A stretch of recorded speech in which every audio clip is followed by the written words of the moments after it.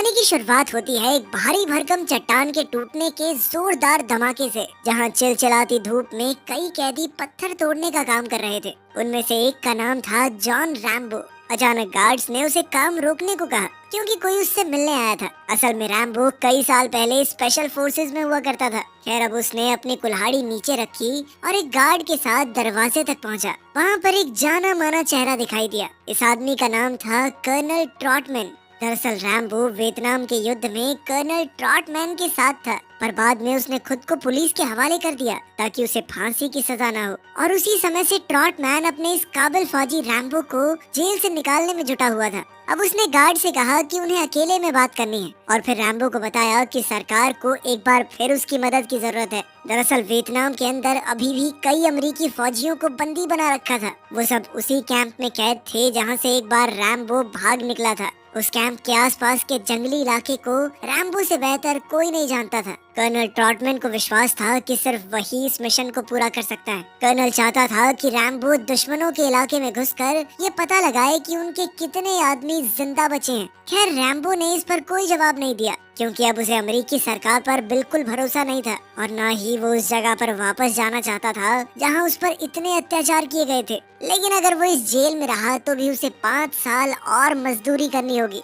ट्रॉटमैन जानता था कि रैम्बो को क्या चाहिए, इसीलिए उसने रैम्बो से वादा किया कि अगर वो इस मिशन से जिंदा वापस लौट आया तो उसे प्रेसिडेंट के कहने पर फिर से फौज में भर्ती कर लिया जाएगा। ये बात सुनकर रैम्बो ने थोड़ा सोच विचार किया। अब उसकी जिंदगी का कोई खास मकसद बचा नहीं था, न उसका कोई दोस्त था न कोई परिवार। तो ऐसा इंसान आजाद होकर भी क्या करेगा? मगर उस घने जंगल में अत्याचारी दुश्मनों के बीच फंसे उन बेगुनाह फौजियों की जान बचाने से शायद उसकी जिंदगी को कोई राह मिल जाए। आखिरकार रैम्बो इस मिशन के लिए राजी हो गया। फिर जल्द ही रैम्बो को एक हेलीकॉप्टर के जरिए थाईलैंड में मौजूद यूएस बेस पर पहुंचाया गया। तब हेलीपैड पर उसकी मुलाकात एरिक्सन नाम के एक लड़के से हुई, जिसने कहा कि वो रैम्बो के साथ काम करके बेहद खुश है। इसके बाद वो अंदर गए तो वो कर्नल ट्रॉटमैन और मार्शल मर्डक से मिले। तब मर्डक रैम्बो का रिकॉर्ड और मेडल्स देखकर काफी इम्प्रेस हुआ। पर पिछली बार पुलिस के साथ हुए कारनामे के बाद क्या वो उनके ऑर्डर्स मान पाएगा? ये पुलिस के साथ वाले कारनामे वाली बात पिछली मूवी में थी, उसे भी हमने एक्सप्लेन किया, लिंक डिस्क्रिप्शन में मिल जाएगा, वीडियो के बाद देख लेना। खैर, फिर मर्डक ने कहा कि वो भी वियतनाम युद्ध का हिस्सा था। उसने अपनी बटालियन का नंबर बताया और कहा कि उसके कई जांबाज सिपाही इस युद्ध में शहीद हो गए। खैर, सूत्रों के मुताबिक अब भी 2500 सिपाही लापता थे और उनके परिवार ये सवाल पूछने में लगे हुए थे कि वो जिंदा हैं या नहीं। मर्डक ने कहा कि रैम्बो का मिशन है दुश्मनों के बेस में घुसकर सबूत के तौर पर अमेरिकी फौजियों की तस्वीरें खींच कर लाना। मर्डक ने उसे किसी भी तरह की लड़ाई करने से सख्त मना कर दिया। अगर उन्हें वियतनाम पर हमला करना है तो उन्हें ये साबित करना होगा कि उनके सिपाहियों को गैर कानूनी तरीके से बंदी बनाया गया है। अगर रैम्बो सबूत लाने में कामयाब रहा तो कर्नल ट्रॉटमैन की टीम को कैदियों को रिहा करवाने के लिए भेज दिया जाएगा। मगर सिर्फ अपना मिशन पूरा करके कैदियों को वहीं छोड़ कर आने के लिए रैम्बो का दिल नहीं मान रहा था। हालांकि रैम्बो शांत रहा, पर उसके अंदर की जंग की आग जल चुकी थी। खैर, फिर ट्रॉटमैन ने उसे सारा प्लान समझाया। सबसे पहले रैम्बो दुश्मनों के इलाके में पैराशूट से घुसेगा। इस बार उसे पहले के मुकाबले ज्यादा औजार और हथियार दिए जाएंगे। कर्नल ने उसे इनका इस्तेमाल करने की सलाह दी क्योंकि इस बार वो अकेला मिशन पर जा रहा था। इसके बाद रैम्बो को ऑपरेशंस कमांड सेंटर दिखाया गया जो बेहद आधुनिक मशीन से भरा हुआ था, जिससे उसके हर कदम को ट्रैक किया जाएगा। इसके अलावा वियतनाम में कोबा नाम की एक लड़की इस मिशन में उसका साथ देगी। मर्डक ने उसे भरोसा दिया कि सब कुछ आसानी से हो जाएगा, मगर रैम्बो को इस पर ज्यादा यकीन नहीं हुआ। रैम्बो ने कहा कि वियतनाम में सुरक्षा जैसी कोई चीज नहीं है। ये सुनकर मर्डक थोड़ा घबरा गया और उसने ट्रॉटमैन को अपने पास बुलाया। पर ट्रॉटमैन ने उसे विश्वास दिलाया कि रैम्बो वियतनाम युद्ध का सबसे जाबाज फौजी है और वही इस मिशन को पूरा कर सकता है, कोई और नहीं। वो अकेला पूरी पलटन पर भारी पड़ने की ताकत रखता है और जरूरत पड़ने पर वो अपनी जान की बाजी लगाने से पीछे नहीं हटेगा। अब मिशन पर जाने से पहले रैम्बो ने अपना खास चाकू तैयार किया, अपनी राइफल में गोलियां भरी और कुछ और हथियार बांधकर तैयार हो गया। ट्रॉटमैन ने उसे ऑल द बेस्ट कहा। रैम्बो के पास ये मिशन पूरा करने के लिए 36 घंटे का समय था, जिसके बाद उसे एक्सट्रैक्शन पॉइंट पर वापस पहुंचना होगा। खैर, जाने से पहले रैम्बो ने ट्रॉटमैन को बताया कि मर्डक ने झूठ कहा था। असल में मर्डक की यूनिट ने वियतनाम में नहीं बल्कि किसी और इलाके में ड्यूटी की थी। खैर फिर भी रैम्बो ने कहा कि मुझे आपके ऊपर विश्वास है और मैं बाकी किसी के फालतू ऑर्डर्स नहीं मानूंगा। कुछ ही पलों में एरिक्सन रैम्बो को अपने प्लेन में बैठा कर ले गया, जबकि मर्डक और ट्रॉटमैन ने उसे जाते हुए देखा। मर्डक ने कहा कि हो सकता है रैम्बो को एक भी अमेरिकी सिपाही ना मिले। दरअसल उनका असली मकसद तो सिर्फ आम लोगों को शांत करना था कि हम कुछ कर रहे हैं इस बारे में, ना कि फौजियों को बचा कर लाना। लेकिन उधर रैम्बो किसी भी हाल में अपने साथियों को बचाने के लिए निकल चुका था। जब प्लेन से कूदने का समय आया तो रैम्बो अंधेरे में ही कूद पड़ा, पर बदकिस्मती से उसका पैराशूट बीच में ही फंस गया और बेचारा प्लेन से ही लटक गया। उधर मर्डक ने घबराकर मिशन अबॉर्ट करने का हुक्म दिया, पर रैम्बो ने चाकू से अपनी रस्सी काट डाली, जिससे उसका भारी भरकम बैग सीधा जंगल में जा गिरा। इसके बाद वो खुद पैराशूट खोलकर अंधेरे में कूद गया। इधर मर्डक ने रैम्बो को ढूंढकर वापस लाने को कहा, लेकिन ट्रॉटमैन ने कहा कि उन्हें एक्सट्रैक्शन पॉइंट पर रैम्बो का इंतजार करना चाहिए, वही बेहतर होगा। वहीं दूसरी ओर रैम्बो जैसे तैसे जमीन पर उतर चुका था और अब वो अपने रास्ते पर आगे बढ़ा। उसके पास हथियार कम थे, पर उसके अंदर का जज्बा कम नहीं हुआ। उसके पास कुछ चाकू और तीर कमान थे, जिनके सहारे वो धीरे धीरे दुश्मनों के इलाके में घुस रहा था। रैम्बो इस घने जंगल में जहरीले सांपों और बाकी मुश्किलों का सामना करते हुए एक मंदिर में पहुंचा। उसी समय उसकी नजर एक वियतनामी टोपी पर पड़ी। अब वो धीरे धीरे उसकी ओर बढ़ा और पीछे से उस इंसान को पकड़ लिया, मगर ये कोई और नहीं बल्कि कोबा थी, जो इस मिशन में उसका साथ देने वाली थी। कोबा उसे अपने साथ नदी किनारे ले गई और बताया कि अमेरिकी कैदियों का कैंप काफी समय से खाली है, लेकिन अब भी उनके पास एक प्लान था। वो दोनों कुछ समुद्री डाकुओं के अड्डे पर पहुंचे। वो यहाँ छुपकर वियतनामी फौजियों से बच सकते थे। हालांकि यहाँ भी उन्हें थोड़ा खतरा तो था, पर डाकुओं को पैसे देने के बाद वो दोनों उनकी कश्ती में आगे निकल पड़े। रैम्बो ने डाकुओं से पूछा कि वो मिलिट्री गार्ड से कैसे बचते हैं, तो डाकुओं के सरदार ने उन्हें हंसते हुए एक रशियन रॉकेट लॉन्चर दिखाया। फिर रास्ते में कोबा ने रैम्बो से पूछा कि आखिर वो वियतनाम में वापस क्यों आया है। रैम्बो ने कहा कि अमेरिका वापस जाने के बाद उसे एहसास हुआ कि उसकी जिंदगी का युद्ध अभी खत्म ही नहीं हुआ। अमेरिका में उसे अलग अलग तरह की मुश्किलों का सामना करना पड़ा, मगर युद्ध के दौरान उसे ऐसा लगा मानो वो उड़ रहा हो। फिर कोबा ने बताया कि अपने पिता के बाद वो उनकी जगह इंटेलिजेंस टीम में शामिल हुई, मगर अब वो चारों ओर मौत का मंजर देखकर थक चुकी है और बस अमेरिका जाकर शांति से जिंदगी बिताने के सपने देखती है। फिर उसने अपने लकी नेकलेस को छुआ तो रैम्बो ने उसे अपना खास चाकू दिखाकर बताया कि यही मेरा लकी चार्म है, जब तक ये मेरे पास होगा कोई मार नहीं सकता मुझे। वहीं दूसरी ओर हम देखते हैं कि ट्रॉटमैन अपने आदमियों को एक्सट्रैक्शन पॉइंट पर भेजना चाहता था, क्योंकि उसे यकीन था रैम्बो वहां जरूर आएगा। लेकिन मर्डक ने इसके लिए इनकार कर दिया, क्योंकि उसे रैम्बो की जान की कोई परवाह नहीं थी। मगर ट्रॉटमैन के बार बार जोर देने पर आखिरकार उसने इजाजत दे दी। उधर रात के अंधेरे में रैम्बो और कोबू दुश्मनों के कैंप तक आ पहुंचे थे। चारों ओर सन्नाटा था और जैसे ही वो थोड़ा आगे बढ़े तो उन्हें एक औरत दिखाई दी, जो गार्ड्स का मन बहलाने आई थी। अब रैम्बो भी अपना तीर कमान कसकर कैंप में घुसने को तैयार हो गया। कोबू ने उसे रोकने की कोशिश की, क्योंकि उसे यही बताया गया था कि रैम्बो यहाँ सिर्फ तस्वीरें लेने आया है। मगर रैम्बो को किसी के ऑर्डर्स की कोई परवाह नहीं थी। उसने बड़ी ही चालाकी से तारें काट डाली और झोपड़ियों की परछाई में छिप गया। उसे कैंप एकदम खाली लग रहा था, इसीलिए वो तेजी से आगे बढ़ता रहा। फिर वो एक छोटी सी नदी पार करने के बाद एक बिल्डिंग के पास पहुंचा तो उसे किसी के दर्द से करहाने की आवाज सुनाई दी। उसने अंदर झांक कर देखा तो उसे अमेरिकन फौजी दिखाई दिए, जो भूख और प्यास से मरने की हालत में थे। इस बेहद गंदे कमरे में चूहे घूम रहे थे। तभी कमरे के बाहर रैम्बो को बैंक्स नाम का एक सिपाही मिला, जिसे एक पेड़ से बांध कर रखा गया था। तो रैम्बो ने फटाफट उसकी रस्सियां खोल दी। फिर वो दोनों गार्ड से छिपते हुए आगे बढ़े, पर अचानक एक वियतनामी फौजी उनके सामने आ गया। रैम्बो ने उसी पल उसके पेट में चाकू घोंपकर उसकी जान ले ली। फिर दूसरे गार्ड ने फ्लैश लाइट जलाई तो रैम्बो ने तीर चलाकर उसे भी मार डाला। इधर एक सिपाही ने कोबा को देख लिया और वो पकड़ी जाने ही वाली थी कि ऐन वक्त पर रैम्बो ने उसे भी ऊपर पहुंचा दिया। अब रैम्बो, कोबू और बैंक्स एक साथ कैंप से बाहर निकले, पर रैम्बो ने बाकी कैदियों को बचाने के लिए लौटने का इरादा कर लिया था। फिर अगली सुबह वियतनामी फौजियों को अपने साथियों की लाशें मिली, तो वो भगौड़ों को ढूंढने के लिए चारों ओर फैल गए। इधर बैंक्स के शरीर में इतनी ताकत नहीं थी कि वो आगे बढ़ सके, इसीलिए वो एक जगह पर रुक गया। बैंक्स ने उसे बताया कि वो बिल्कुल सही वक्त पर कैंप पर पहुंचा था, क्योंकि सभी कैदियों को लगातार एक जगह से दूसरी जगह भेजा जाता है और उनसे कड़ी मजदूरी करवाई जाती है। जब रैम्बो ने उसे बताया कि युद्ध को खत्म हुए 10 साल बीत चुके हैं तो बैंक्स बेचारा सुन्न पड़ गया। उसे एहसास ही नहीं हुआ था कि उसे यहाँ पर कैद हुए इतना समय बीत चुका था। खैर अब वो तीनों जल्द से जल्द नदी किनारे पहुँचे और डाकुओं की कश्ती में बैठ गए। अब उन्हें एक्सट्रैक्शन पॉइंट तक पहुँचना था जो यहाँ से लगभग 2 किलोमीटर की दूरी पर था।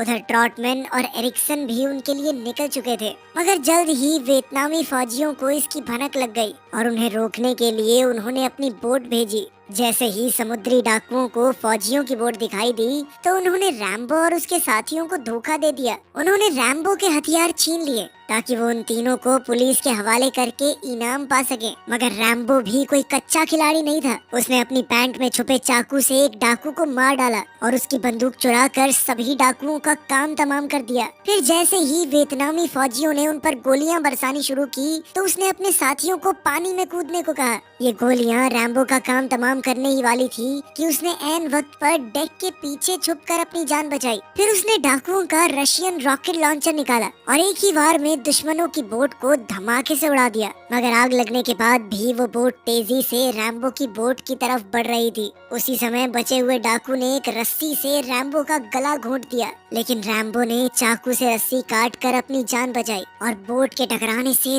2 सेकंड पहले पानी में कूद गया।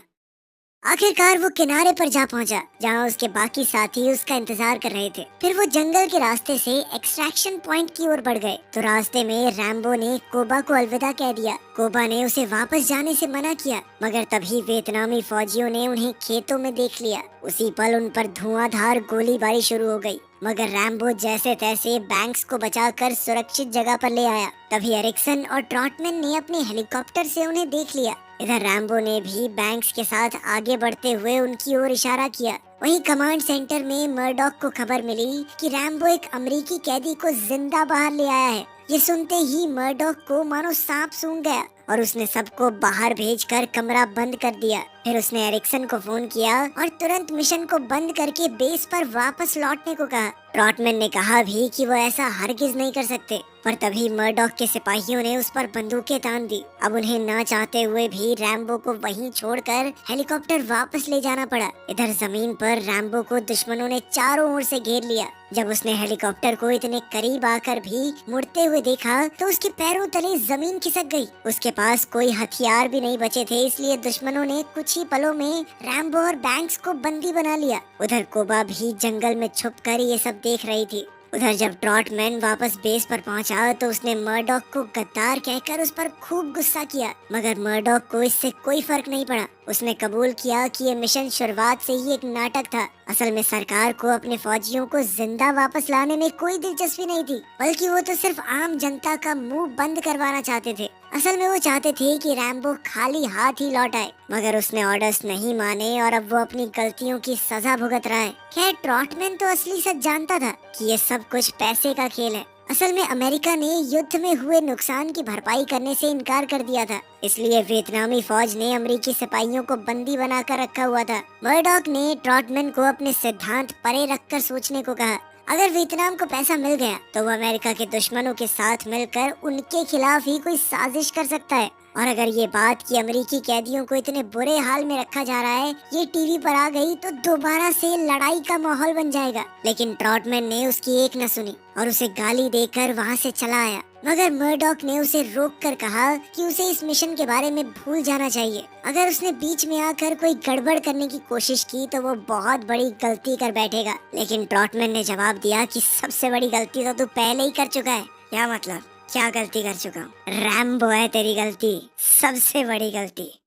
वहीं दूसरी तरफ हम देखते हैं कि रैम्बो को गंदे नाले में डुबाकर उस पर अत्याचार किए जा रहे थे। उसके शरीर पर कीड़े रेंग रहे थे और उसकी बाजुएं लोहे की जंजीरों से बंधी हुई थी। उधर बैंक्स को बाकी कैदियों के साथ एक पिंजरे में बंद कर दिया गया था। जल्द ही एक सोवियत हेलीकॉप्टर इस कैंप में पहुंचा, जिसमें लेफ्टिनेंट कर्नल पोडोल्स्की थे। उसने रैम्बो को नाले से बाहर निकालकर पूछताछ के लिए लाने का हुक्म दिया, लेकिन इतना दर्द सहने के बाद भी रैम्बो अब तक चुप था। फिर पोडोस्की ने सार्जेंट ह्यूज को बुलाया, जिसने रैम्बो के खास चाकू को जलते कोयले में डाल दिया। फिर पोडोस्की ने अच्छा ऑफिसर होने का नाटक करते हुए रैम्बो को अपने ऑफिसर्स से बात करके चेतावनी भेजने को कहा कि अगर अमेरिका ने फिर से जासूसी करने की कोशिश की तो उनके लिए अच्छा नहीं होगा। मगर रैम्बो ने बिना डरे इससे साफ इनकार कर दिया। तब ह्यूज सामने आया और उसने रैम्बो का मुंह खुलवाने के लिए उसे बिजली के जोरदार झटके दिए, मगर रैम्बो ने फिर भी अपने मुंह से एक शब्द नहीं निकाला। फिर पोडोस्की ने अमेरिका के खुफिया मैसेजेस पढ़कर सुनाए, जिसमें लिखा था ड्रैगन फ्लाई वुल्फ डेड। तब रैम्बो को एहसास हुआ कि मर्डॉक ने मिशन कैंसिल करके रैम्बो को वहीं मरने के लिए छोड़ दिया था। अब रैम्बो को फिर से बिजली के झटके दिए गए, पर वो अभी भी शांत था। इसी दौरान हम देखते हैं कि कोबा गार्ड्स का मन बहलाने वाली लड़की का भेष बनाकर कैंप में आ पहुंची थी। जल्द ही उसे एक झोपड़ी में ले जाया गया, जहां उसने एक सिपाही को जान से मारकर उसके हथियार चुरा लिए। उधर इंटेरोगेशन रूम में पोडोस्की रैम्बो पर दबाव बनाने के लिए बैंक्स को ले आया। फिर ह्यूज ने गर्मा गर्म चाकू से रैम्बो के चेहरे को काटना शुरू किया। इसके बाद उसने बैंक्स की आंख के पास चाकू रख दिया ताकि रैम्बो उसे बचाने के लिए अपना मुंह खोले, पर बैंक्स ने चिल्लाकर कहा कि इनके दबाव में आने की कोई जरूरत नहीं है। मगर रैम्बो बैंक्स के साथ अत्याचार होते हुए नहीं देख सका और वो पोडोस्की की शर्तें मानने को तैयार हो गया। फिर उन्होंने रैम्बो को एक रेडियो माइक के सामने बैठाया और वो इंग्लिश में बात करने लगा। तभी कोबा को उसकी आवाज सुनाई दी और वो झोपड़ी की ओर भागी। वहीं दूसरी ओर यूएस बेस पर मर्डॉक और ट्रॉटमैन दोनों ने स्पीकर पर रैम्बो की आवाज सुनी। जब अमेरिकन फौजी ने उससे वहाँ के हालातों के बारे में पूछा तो रैम्बो ने कहा कि उसे सिर्फ मर्डॉक से बात करनी है। ऐसा कहते ही उसने माइक स्टैंड उठाकर दुश्मनों पर हमला बोल दिया। उसी समय कोबा ने भी बाहर से गोलीबारी शुरू कर दी। अंदर रैम्बो ने टॉर्चर मशीन की मदद से ह्यूज को बुरी तरह जख्मी कर दिया और अपना चाकू उठाकर खिड़की तोड़कर बाहर आ गया। इसके बाद वो कोबा के साथ वहाँ से भाग निकला और रास्ते में जो भी दुश्मन आए कोबा ने उसे गोली से उड़ा दिया। फिर जब वो कांटे वाली तारों में पहुंचे तो रैम्बो ने कोबा को आगे जाने दिया और फिर वो दोनों भागकर जंगल में छुप गए। उन्हें ढूंढने के लिए जल्द ही ट्रक्स और हेलीकॉप्टर्स को भेजा गया, पर रैम्बो भी कोई कच्चा खिलाड़ी नहीं था। वो कोबा के साथ घने जंगलों को चीरते हुए आगे बढ़ रहा था। फिर अगली सुबह कोबा ने रैम्बो के जख्मों पर मरहम लगाई तो रैम्बो ने उसका शुक्रिया अदा किया। कोबा ने मुश्किल वक्त में उसका साथ नहीं छोड़ा, जिसके लिए वो उसे हमेशा याद रखेगा। खैर अब उसने सरहद पार करके थाईलैंड से होते हुए अमेरिका जाने का फैसला कर लिया था। कोबा ने कहा कि वो भी उसके साथ जाना चाहती है और फिर दोनों ने एक दूसरे को चूम लिया। लेकिन इससे पहले कि वो अपने सफर पर आगे बढ़ते अचानक कुछ दुश्मनों ने उन पर गोलीबारी कर दी और कोबा बुरी तरह जख्मी हो गई। रैम्बो ने गुस्से में उन पर पलटवार किया, पर फिर भी एक दुश्मन बचकर भाग निकला।